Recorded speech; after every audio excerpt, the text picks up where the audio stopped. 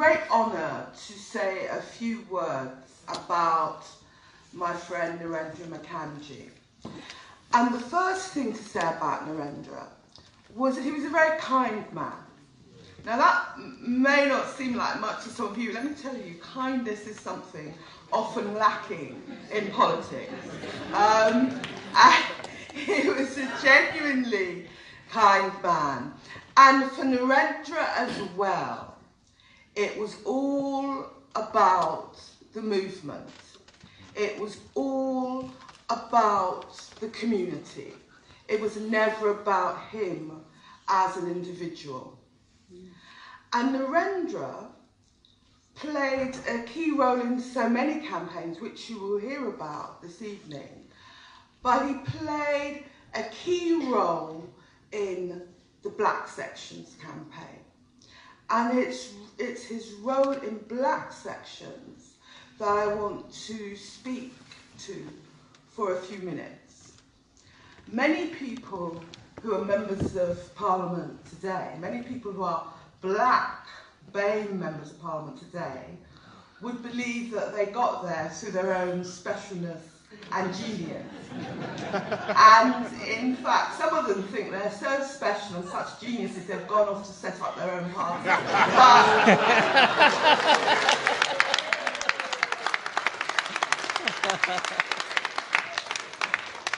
But that's a speech for another evening. But the truth is, and I've always been emphatic about this, that none of us could be Black BAME members of Parliament today without the work at the grassroots and community level, particularly the Black Sections campaign. Yeah.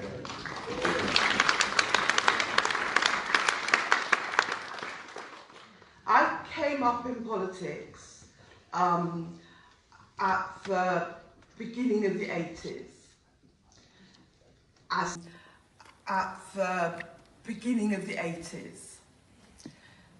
As did Narendra. And it was an interesting period because one of the striking things about that period is the notion of solidarity, and that whether we came from the African subcontinent or the Caribbean or the Indian subcontinent or Sri Lanka, we were all Black. Now that's not a popular view today, but it made sense then because we were all in an era of post-colonial politics.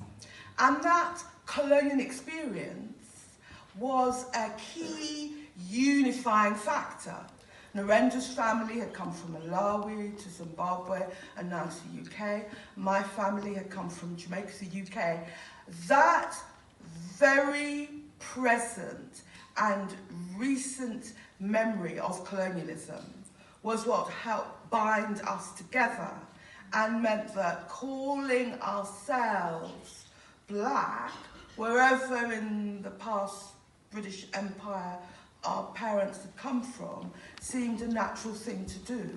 Now, since then, BAME communities are divided and subdivided, and maybe that's the right thing to do, but I'm not persuaded that BAME communities are any stronger for that endless subdivision.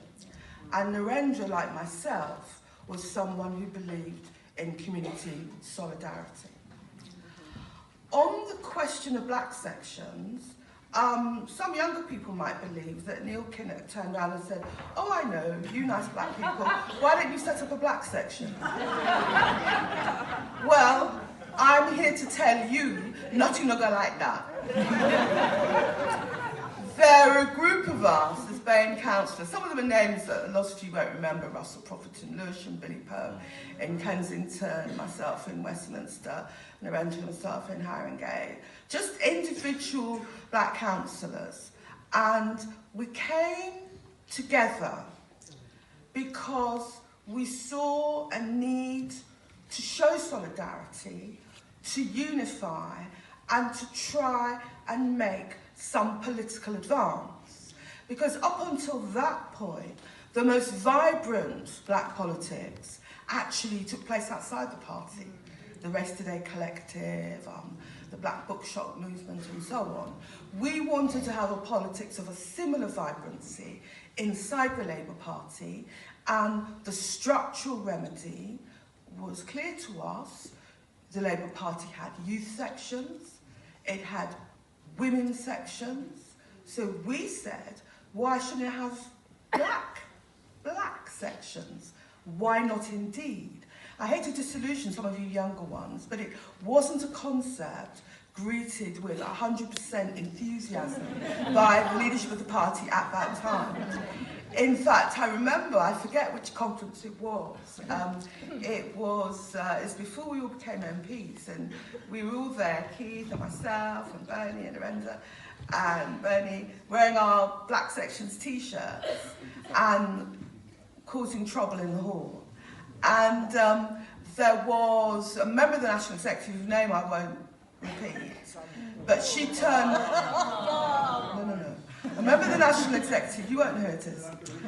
It was a member of the National Executive whose name I won't repeat, and she turned to another member of the National Executive, and she saw us, you know, jumping up and down and storming the platform, whatever, in our Black Sections t-shirts, and she said, "What are these people doing in our party?" And I think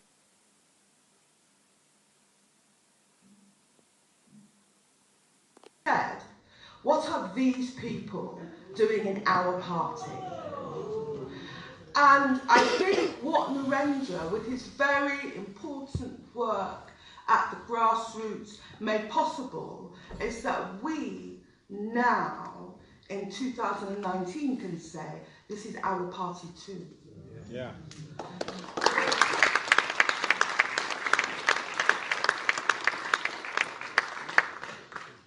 Because back in the day before some of you were born, it was well and good for BAME people to vote Labour.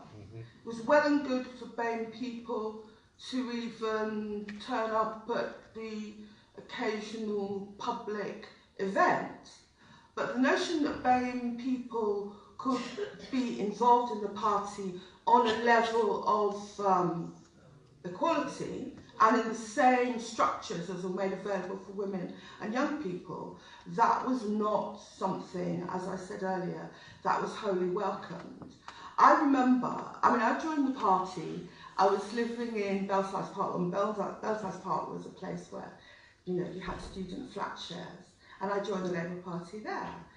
Then I moved to what was then the old Paddington constituency. And I wanted to transfer my membership. So week after week, I would ring the Paddington constituency secretary and say, "My name's Diane Abbott, I'm living on Sherland Road, West 9. When is the time and the place of my ward meeting?" And every week she'd tell me, she'd ring me back. And week after week, she never rang me back.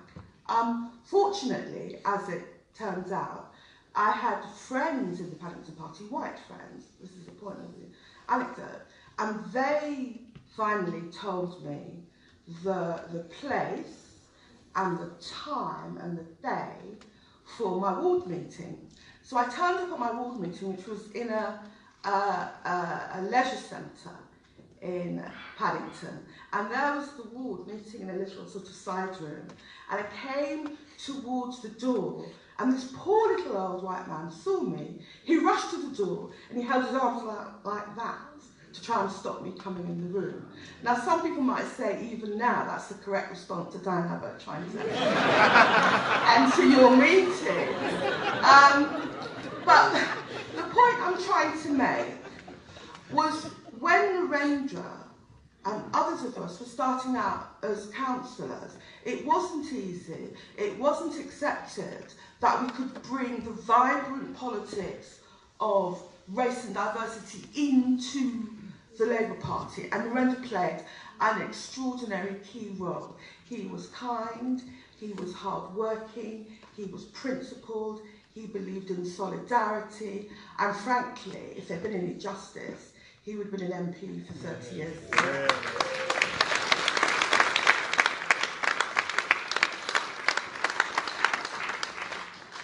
But part lost was the gain, not just of the Harrogate Labour Party, but so many community organisations in this part of North London.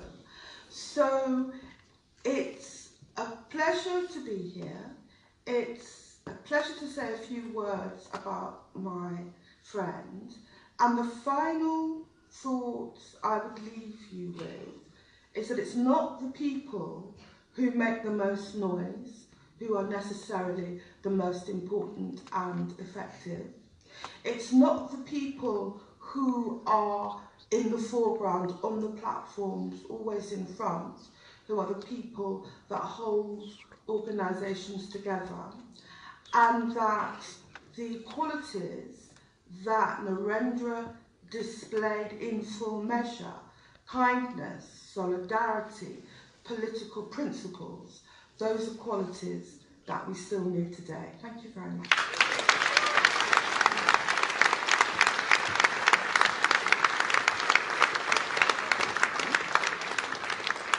One